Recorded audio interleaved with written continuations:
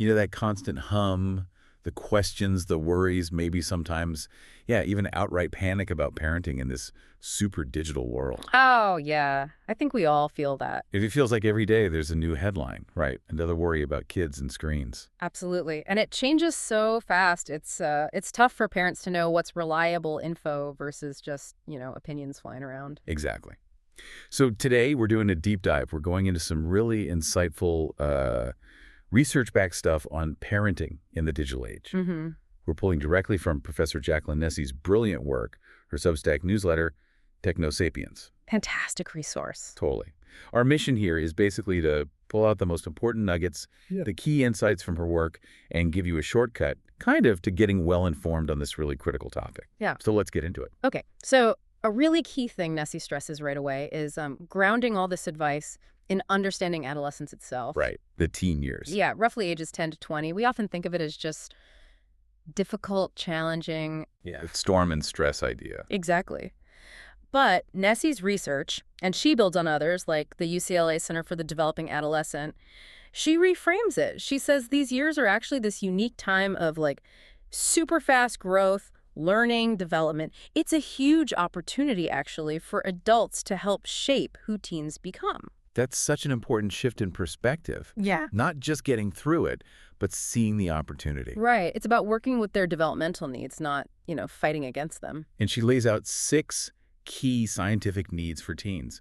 That sounds like a really useful framework for parents. It really is. So first up is exploration and risk-taking. Okay. Teen brains are just wired for excitement, for novelty. So the idea is we should encourage healthy risks. Like what kind of healthy risks? Well, trying a new sport, maybe taking a tougher class at school, or, using their voice online or offline to stand up for something they believe in, things that feel a bit challenging but are ultimately constructive. Got it. Okay, what's next? That leads nicely into the need for meaning and purpose through contribution. As teens develop more empathy, they become really capable of helping others. Mm-hmm. And this can be simple stuff, like supporting a friend who's having a hard time, maybe online, doing chores at home without being nagged, or getting involved in, say, student government or volunteering. It helps them feel like they matter. Right, like their actions have impact. That makes sense. Number 3. Decision-making and emotional regulation. And, we all know teens feel things so strongly. Oh, yeah. The highs are high, the lows are low. Totally. Whether it's excitement over some new trend or just intense frustration about something feeling unfair. So Nessie really highlights teaching them to recognize and manage those big feelings. How do you do that? Equipping them with healthy coping skills, things like distraction techniques, mindfulness, maybe just listening to music, self-care routines. And crucially, we have to model that stuff ourselves. Yeah, that's always the hard part, isn't it? Okay, what else? Then there's support from parents and other caring adults. Even when they act super independent. Which they do. They still absolutely need warmth, our interest, and, appropriate structure. That means clear rules, boundaries, and parents basically knowing what's going on in their lives. Monitoring, yeah. Right. And having other supportive adults, coaches, teachers, mentors, that's also really vital for them. Okay, 2 more. 5th is developing values, goals, and identity. They're actively figuring out, who do I want to be? That's a big question. It is. And they're influenced by everything: peers, family, community, even random TikTok trends, Yeah. So they need some freedom to experiment, but also our support as they explore different parts of their identity: racial, ethnic, gender, sexual identity, helping them do that safely. Right. And the last one. Finally, respect and social status. Teen brains become hyper aware of social standing during these years. So providing healthy ways for them to gain respect, maybe their school achievements, extracurriculars, or just by treating them like competent people whose opinions actually matter. That's incredibly important for their self-worth. Wow. Okay. So understanding those 6 needs really does change how you might approach things. But how does this translate to, the everyday screen time arguments? Well, Nessie says it starts by rethinking what we mean by discipline. Okay. Not just punishment. Exactly. She defines it as your entire system for teaching kids acceptable behavior. And it's built on 3 things: warmth, structure, and effective consequences. Okay, let's break that down. Warmth. Warmth is pretty straightforward. It's showing affection, support, actively building that positive, loving connection. So what does that look like? For little kids, maybe it's dedicated special playtime. For older kids, maybe a movie night or, I don't know, even making a silly TikTok together. Right. These moments, she calls them deposits in the bank. They build trust. I like that. Okay, and structure. Structure means having consistent, predictable limits, rules, and expectations, and being really clear and specific. So not just less screen time. Right. More like, okay, you can play Minecraft for 30 minutes on weekdays, but only after homework's done, and it has to be before 8 p.m., something concrete. And for older kids, she suggests actually involving them in setting the rules, makes them feel more ownership. It's kind of firm but flexible. You need to know your absolute deal breakers versus the things you'd prefer they didn't do but might negotiate on. Okay, warmth, structure, Yeah. and consequences. Yeah. This ties into that learning theory, right? Exactly. Operant conditioning. Sounds technical, but the basic idea, going way back, is super simple. Behaviors followed by a good outcome are more likely to happen again. And one's followed by a bad outcome. Less likely. Precisely. Understanding this is key to guiding kids' behavior online or off. So Nessie breaks down the types of consequences. Yeah, there are 4 main types. First is positive reinforcement. Adding something good, like maybe giving some extra screen time because they finished their chores early without being asked. Okay. Rewarding good behavior. Then negative reinforcement, taking away something bad or annoying, like maybe lifting a screen time restriction for a bit because they clean their room proactively. You're removing a negative rule. Right. Then there's punishment. Yeah. Positive punishment is adding something bad. So if they posted something inappropriate, you might add a new rule, like they now need permission before posting anything on TikTok. Adding a restriction. And negative punishment is taking away something good. This is probably the most common one parents use, like taking away their phone for the rest of the day because they broke a screen time rule. Okay, that makes sense. But Nessie points out a common mistake, right? Yes, a huge one. Sometimes our attention, even if we're scolding or lecturing them, can actually act as positive reinforcement for younger kids. They crave the attention, good or bad. Oh, interesting. So yelling might accidentally encourage the behavior. It can, yeah. And also giving in when they escalate, like having a huge tantrum over the iPad and you finally just give it back to make it stop, that reinforces the tantrum itself. Ugh, been there. We all have. And related to that, she talks about something called the extinction burst. The what now? Extinction burst. It means when you start consistently ignoring an unwanted behavior that used to get attention, like whining, expect it to get worse for a bit before it gets better. Worse. Oh, great. I know, but it's actually a sign it might be working. They're trying harder to get the old reaction. Knowing this helps you stay consistent and not give in right when it feels toughest. Okay, that's actually really helpful to know. It explains a lot about those after-screen meltdowns too, doesn't it? Yeah. Why do kids flip out so much when it's time to turn things off? Nessie's research points to a few key reasons. I mean, first off, it's just hard to stop doing fun things, right? Screens light up the brain's reward centers. True. Also, kids might have temporary problems with executive functions. Switching tasks is hard. Sometimes they might be imitating bad behavior they saw on a show. Oh, interesting. Or maybe stopping interrupts their progress in a game, which is super frustrating. Screen time might be replacing needed physical activity. Sometimes it's just overstimulation, or they have these big feelings, excitement, frustration, that don't just switch off. That makes a lot of sense. Yeah. So knowing why helps us figure out what to do. Exactly. She offers proactive strategies, like experiment with different types of shows or games. Try different ways of stopping. Give those 5-minute or 2-minute warnings. Talk to them about the transition. Ask them, hey, why is it sometimes hard to turn off the iPad? Help them build that self-awareness. What else? Make a plan together beforehand. Like, okay, we'll watch 2 episodes, then it's off. Think about timing. Maybe don't have screen time right before something demanding. Maybe plan a calm activity after screens. Good idea. And the big one, be consistent. Stick to the limits, even with whining. You can validate their feelings. I know you're disappointed, it's time to stop, but hold the line. Right. Consistency is key. Oh, and turn off autoplay. Seriously. If meltdowns are happening all the time, maybe you do need to reduce the overall amount of screen time. Okay. That consistency point feels really important. Which kind of leads us to some specific digital challenges, right? Like, what about the really little kids, ages 5 and under? The guidelines seem super strict. They are pretty strict. The AAP and WHO say basically no screens under 18 months except video chat, then 18-24 month only co-viewing educational stuff, and 2-5 years, an hour or less of high-quality programming. But the reality is often different. Very different. Nessie points out that, on average, 2 to 4-year-olds are getting something like 2.5 hours a day. Wow. Her take, which I find really helpful, is that the specific hour cutoffs can be a bit arbitrary. The real question is screen time interfering with the absolute essentials for healthy development? Which are? Sleep, physical activity, and crucially, that back-and-forth human interaction. She calls it serve and return. Serve and return. Like tennis. Kind of. Imagine a baby babbles or points. The parent serves back by responding, naming the objects, making eye contact. That responsive interaction is fundamental for brain development. Too much passive screen time can get in the way of that. Got it. So it's about balance and what screen time might be displacing. What about what they watch? Does it have to be educational? Nessie says developmentally appropriate is key. It doesn't always have to be explicitly educational, but those shows often do have positive messages. She looks for 4 qualities in good shows. They should be active, prompting responses, engaging, holding attention without being overwhelming, meaningful, connecting to their lives, and socially interactive, modeling positive interactions. Like Daniel Tiger or Sesame Street? Exactly. Daniel Tiger, Sesame Street, Dora, Super WHY, those kinds of shows often hit those marks. And do kids actually learn from screens at that age?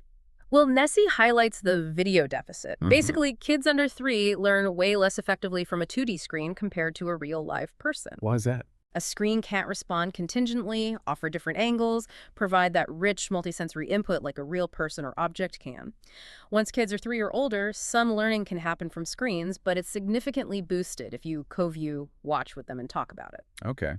And for stopping those screen time battles with little ones, any quick tips? Yeah, similar ideas. Clear expectations before screens go on, offer simple choices, turn it off now or in 2 minutes, give simple reasons, time for bath, use visual timers, give warnings, be consistent afterwards, and validate feelings while holding the boundary firm. Great practical advice. Okay, let's shift gears to something that causes a lot of anxiety. Dopamine, the whole screen addiction fear. Right. The narrative is often that screens cause these dangerous dopamine surges, just like drugs, leading to addiction. So what's the reality, according to Nessie's research?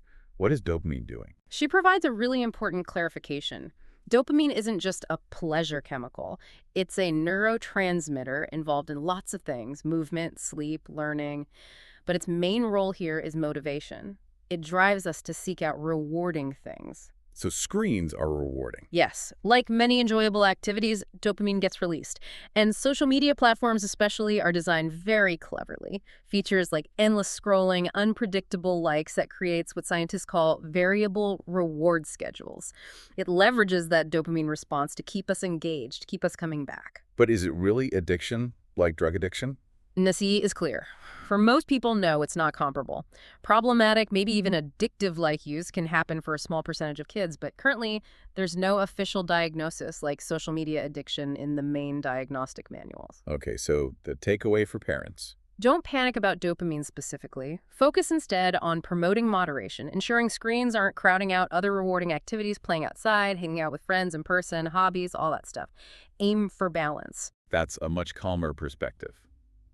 We can talk video games. They're everywhere, right? Especially for boys. Almost universal, like 97% of teen boys, 83% of teen girls play. And yeah, boys average way more time over 2 hours a day compared to under an hour for girls. Are they inherently bad? What does the research say?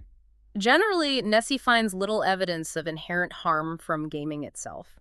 In fact, there are some cognitive benefits linked to certain types of games, things like better working memory, faster reaction times, improved attention skills. And socially. They can be a really important social space, particularly for boys, a way to connect, cooperate, compete with friends. But the big question is always, when is it too much? Yeah, and Nessie brings it back to that key question. What are the games replacing? Right. If gaming is consistently pushing out sleep, homework, physical activity, face-to-face socializing, that's when you need to be concerned. What about actual gaming disorder? Is that a real thing? It is. It's characterized by things like losing control over gaming, giving it increasing priority over everything else, and continuing to game despite negative consequences. It affects maybe 1 to 9% of teens. If you're seriously worried about that pattern, seeking professional advice is the way to go. Okay. And the elephant in the room. Violent video games. Are they dangerous? The debate is so heated. It is. Nessie presents a nuanced view based on the bulk of research. Studies do show small, short-term increases in aggressive thoughts, feelings, and maybe behaviors right after playing. Okay, small and short term. Right. But there's very little evidence linking violent game playing to long-term serious violence or criminal behavior. That connection is often overstated in the media. So how should parents handle violent games then? Nessie gives 5 key pieces of advice. 1, know the research, understand the nuance, the short-term versus long-term findings. 2, know your child, how's their temperament, who are their friends. 3, know the games, actually play with them or watch, check ratings on sites like Common Sense Media. 4, talk about it. Discuss your family values, your concerns about the content. And 5, set flexible limits. Use that collaborative, autonomy-supportive approach. Involve them in setting boundaries around what they play and when. That seems really balanced. Okay, one more big debate area. Phones in schools. Why are schools considering bans? Well, the reasons are pretty clear. Worries about distraction, interfering with learning, potential negative impacts on social skills like less face-to-face interaction, cyberbullying concerns, and general worries about mental health. And what does the research say? Are phones actually distracting? Oh, yeah. The research is pretty solid on that. Smartphones are distracting. Even just having one nearby, even if it's off, can impact attention and performance on cognitive tasks. Okay, so they're distracting. But do bans actually work? Does banning phones improve things? That's where the evidence gets a bit more mixed, according to Nessie.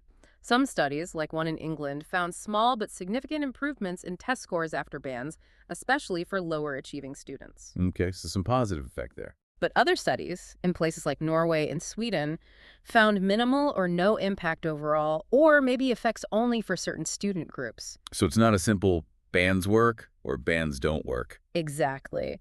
Nessie suggests that limiting phone use during the school day makes logical sense to reduce distraction. But the details really matter. How is the ban enforced? Do teachers have support? It's not a magic bullet. Right. A phone ban isn't going to solve the entire youth mental health crisis on its own. Precisely. There are many factors involved in student well-being at school, and phones are just one piece of a much larger puzzle. Okay, this is all incredibly helpful context. Let's pivot now to some really practical tools. Yeah. The number one question I hear is, when is the right age to get a kid a smartphone? And Ness's answer, maybe frustratingly for some, is there's no single right age. Huh, yeah, I figured. Her general advice, based on the evidence of potential interference with social skills and academics, especially for younger teens, is to wait if you can. Delaying is often beneficial. But how do you know if your kid is ready? She offers a great framework called the 4 R's to help parents think it through. Okay, what are they? Responsibility. Does your child generally show responsibility in other areas of their life? Do they understand what it means to be responsible with a device? Rules. Do they understand the rules you'll set and why those rules exist? Risks. Do they have a basic understanding of potential online risks, like privacy issues or cyberbullying? And reasons. What are their actual reasons for wanting a phone? Is it genuine need or just peer pressure? Yeah, it's a really useful checklist. What if you decide they're not ready for a smartphone, or you just want alternatives? Nessie mentioned several options. There are basic phones, yeah. Flip phones still exist. Wow. There are also these minimalist, kid-friendly smartphones like Gab, Pinwheel, or Bark phones, which have limited functionality. And smartwatches can be a good intermediate step, too, allowing calls and texts with approved contacts, but no internet browser or apps. Okay, good options. So let's say they have the phone. Now, boundaries and parental controls. Nessie has some specific rules she recommends. Yes, some really actionable ones. First and foremost, no phone in the bedroom, especially at night. Sleep is just too important. Absolutely critical. Second, establish at least one other phone-free zone or time, maybe family meals, maybe car rides. Oh. Third, require permission before downloading new apps or making in-app purchases. Avoid surprise bills. Fourth, talk constantly about using good judgment, being kind online, choosing positive content, thinking before they post. And fifth, a simple one. They need to respond to texts or calls from parents reasonably promptly. That seems fair. What about the technical side parental controls? Are they effective? Nessie has a great analogy. Parental controls are like a gate, not a wall. A gate, not a wall. I like that. Yeah. They're useful for slowing kids down, creating barriers, making it harder to access inappropriate stuff or spend too much time. But they're not foolproof. Determined kids can often find workarounds. So don't just set them and forget them. Definitely not. The crucial thing Nessie emphasizes is that setting controls needs to be an ongoing conversation. Sit down with your child, explain why you're setting certain limits, listen to their perspective, and adjust the controls together as they get older and show more responsibility. Can you give some examples of the kinds of controls available? Sure. On Instagram, for instance, teen accounts default to private now, and there are restrictions on who can message them. Parents can use the supervision tools to see who they follow and who follows them, who they message, not the content, and set daily time limits. Okay. What about TikTok? TikTok has different settings for younger teens, 13 to 15, versus older ones, 16, 17, regarding things like direct messages and comments. They also have family pairing, which lets a parent link their account to manage settings, including screen time. And Snapchat. Seems like a tricky one. Snapchat also has settings to limit contact from strangers for teens. Their Family Center lets parents see their child's friends list and who they've messaged recently. Again, not the content, but just the contacts, which gives some oversight. YouTube offers YouTube Kids for the youngest. For older kids, there are supervised accounts parents can manage, allowing them to choose content levels, block channels, turn off search, and see watch history. There's also a general restricted mode filter. And then just the phone's operating system itself. Right. Both Android, with Google Family Link, and iOS, with Apple Family Sharing and Screen Time, have built-in tools. You can set time limits for specific apps or overall usage, approve app downloads, track location, and filter web content. So many tools. Lots of tools. But the key, as Nessie stresses again and again, is that the technology is only part of it. The conversations, the warmth, the structure, that's the foundation. Wow. We have really covered a huge amount of ground today. It's incredible how much insight is packed into Professor Nessie's Technosapiens work, from understanding how teens tick to these really concrete strategies for screens. Absolutely. It really underscores that idea of evidence-based parenting. Nessie often talks about it like a three-legged stool. Oh. Yeah. The research, like everything we've discussed today, that's one crucial leg. But the other two legs are just as important. Your own unique expertise as a parent who knows your child best, and your child's individual characteristics, their temperament, their strengths, their challenges. So the science gives us direction, but we still need to use our judgment. Exactly. The research provides the map, maybe, but you are the one driving, adapting to the specific terrain of your family and your child. Your informed judgment makes it work. That's a really empowering way to think about it. It leads to a final thought, maybe, for everyone listening. Yeah, perhaps something to mull over.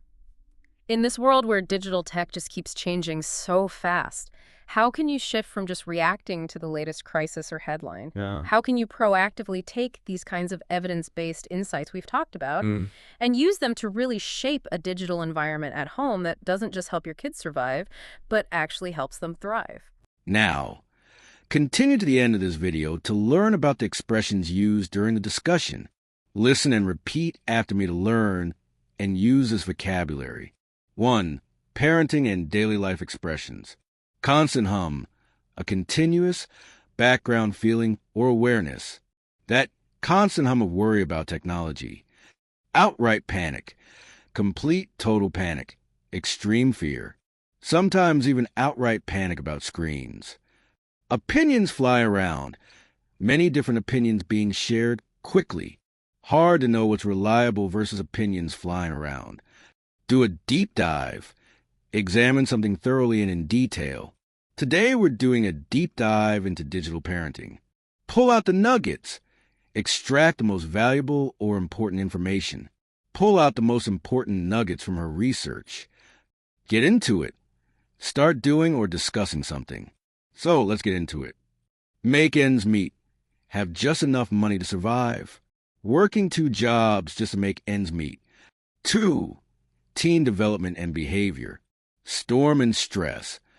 The idea that teenage years are difficult and turbulent. The storm and stress idea about adolescence. Wired for, naturally designed or programmed to do something. Teen brains are wired for excitement. Without being nagged. Without needing to be reminded repeatedly. Doing chores without being nagged. Feel things so strongly. Experience emotions very intensely. Teens feel things so strongly. The highs are high. The lows are low. Emotions are very extreme in both directions. Teen emotions. The highs are high. The lows are low. Flip out. React very emotionally. Have a meltdown. Why do kids flip out when screens turn off? Act super independent. Behave as if they don't need help, even when they act super independent. 3. Rules, discipline, and boundaries. Hold the line. Maintain a position. Not give in. Validate their feelings, but hold the line. Deal breakers. Things that are absolutely unacceptable. Know your absolute deal breakers. Stick to the limits. Follow the rules consistently. Be consistent. Stick to the limits. Set them and forget them. Establish something and then ignore it. Negative meaning here. Don't just set controls and forget them. Give in. Stop resisting. Surrender to pressure. Giving in when they escalate reinforces behavior. Make it stop. Do whatever is necessary to end something annoying. You give back the iPad just to make it stop. 4. Technology and screen time. Light up. Activate strongly. Become very active. Screens light up the brain's reward centers. Crowd out. Replace. Take the place of something important. Ensuring screens aren't crowding out physical activity. Get in the way of. Interfere with. Prevent something from happening. Screen time can get in the way of interaction. Magic bullet. A simple solution that solves a complex problem often doesn't exist. Phone bans aren't a magic bullet. Set and forget. Install something and then ignore it. Don't set parental controls and forget them. 5. Understanding and awareness. Mull over. Think about carefully. Consider. Something to mull over. Shift gears. Change topics or approach. Let's shift gears to dopamine. The elephant in the room, an obvious problem everyone avoids discussing. The elephant in the room, violent video games. Grounding something in. Basing something firmly on, establishing a foundation. Grounding advice and understanding adolescents. Build on. Use as a foundation, develop from. She builds on research from UCLA. Reframe it. Look at something from a different perspective. She reframes adolescence as opportunity. Tied into, connected to, related to, this ties into learning theory. 6. Problem solving and strategies. Work through. Deal with and solve a problem. Working through digital challenges. Figure out. Understand. Discover. Figure out who they want to be. Get worse before it gets better. A situation that temporarily declines before improving. The behavior will get worse before it gets better. Stay consistent. Continue doing the same thing. Don't change approach. This helps you stay consistent. Pivot to. Change direction. Shift focus to. Let's pivot to practical tools. Slow someone down. Make someone move or act more slowly. Controls are useful for slowing kids down. 7. Research and evidence. Research-backed. Supported by scientific research.